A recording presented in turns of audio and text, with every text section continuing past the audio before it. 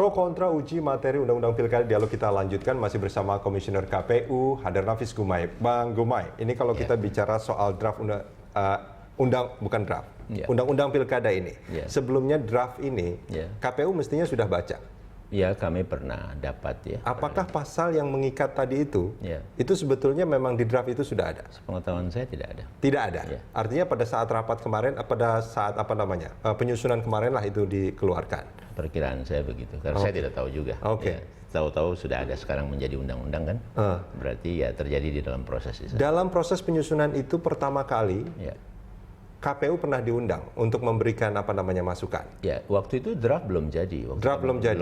Waktu itu di pihak Komisi 2 kami diundang, kurang lebih ini kami mau amandemen. Oh iya, bagus, lakukan segera. Kemudian banyak yang teknis yang perlu kita rapihkan, kira-kira begitu ya. Terus apa masukannya? Ya kami sampaikan masukannya waktu itu secara lisan. Pertama ada satu kali. Nah, kemudian disampaikan di akhir RDP itu. Kemudian mereka katakan, oke, masukan secara tertulis. Baik, kami ya upayakan evaluasi, bikin catatan, dan kami masukkan. Ada 63 poin. Nah, dari 63 poin itu apakah semuanya masuk ke dalam undang-undang ini?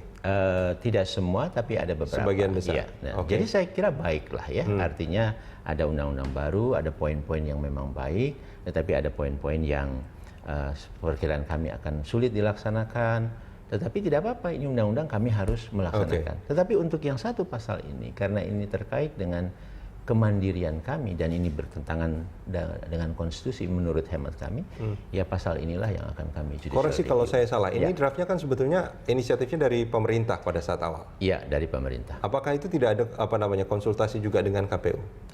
Tidak ada. Tidak ada. Jadi setelah berjalan, ada beberapa kali, saya kira forum yang sering itu di Kemenko Polhukam meminta masukan tentang ini, dan terakhir ada Rapim Tas sebelum ini ditetapkan. Pada pertemuan-pertemuan itu tidak ada membahas dan draft tidak pernah dibagikan. Draft tidak pernah dibagikan? Tidak pernah. Hanya saya tidak pernah hadir, tapi saya tanyakan pada Pak Ketua, tidak ada. Cuma ditanya apa masukannya, apa pendapatnya tentang isu ini, tentang isu ini. Modelnya begitu. Artinya ada isu-isu yang memang ditanyakan, tapi ada beberapa isu yang sebetulnya sangat penting dan besar bagi tugas KPU, justru itu tidak disampaikan kepada KPU. Iya, tidak. Iya. Apakah kami tidak tahu apakah pada saat itu memang sudah ada atau belum. Pengaturan ini, pasal ini. Dan ini dipastikan karena ini sangat mengganggu independensi KPU dan juga akan sangat mengganggu dalam proses pelaksanaan KPU karena dalam rapat konsultasi bisa panjang juga di sana.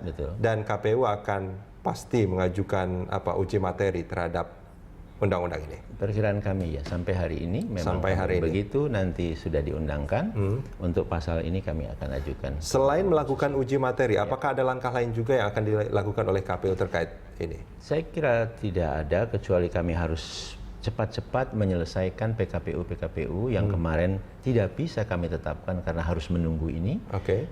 Kemudian kami cari upaya terbaik karena memang ada pasal yang agak memberatkan gitu. Tapi kita cari caralah dengan prinsip tidak melanggar undang-undang dan juga tidak merugikan berbagai pihak, terutama pihak-pihak yang sudah mengikuti tahapan ini.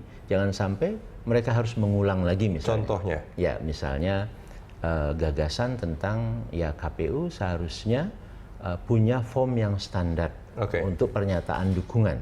Nah, saya kira itu ide baik, tetapi kalau kemudian kita memaksakan sementara mereka sudah bekerja dengan form yang berbeda, tidak tepat juga. Sejak berbulan-bulan yang lalu. Iya, kira-kira begitu. Nah, jadi di dalam aturan kami masih belum membuat form yang standar, tapi kami sudah bilang jika sudah membuat pernyataan dalam bentuk tersendiri, ya tidak masalah. Yang penting nanti daftar namanya tetap dibuat dengan form yang standar.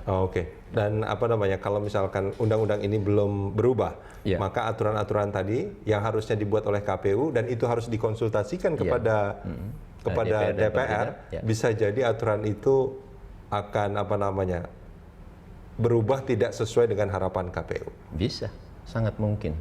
Tidak tahu ya, kita lihat saja perkembangannya. Mudah-mudahan tidak. Ya, misalnya ada contoh. Kemarin kan sangat besar perdebatan bahwa syarat minimum dukungan calon persoalangan itu akan dinaikkan dan sebagainya. Kami kan hanya dari luar. Tapi kami ingatkan, janganlah dinaikkan karena ini. Ada itu poin di salah satu poin 63 kami yang kami masukkan secara tertulis, bahkan kami usul untuk diturunkan. Tapi kemudian yang terjadi tidak sesuai dengan putusan Mahkamah Konstitusi. Saya kira itu putusan yang tepat. Jadi membuat suatu kebijakan ya yang haruslah bersifat adil. Hasil rapat konsultasi bersifat mengikat bagi KPU. Pernyataan ini lebih banyak unsur kepentingan jangka pendek sesaat menurut Bang Gumai atau?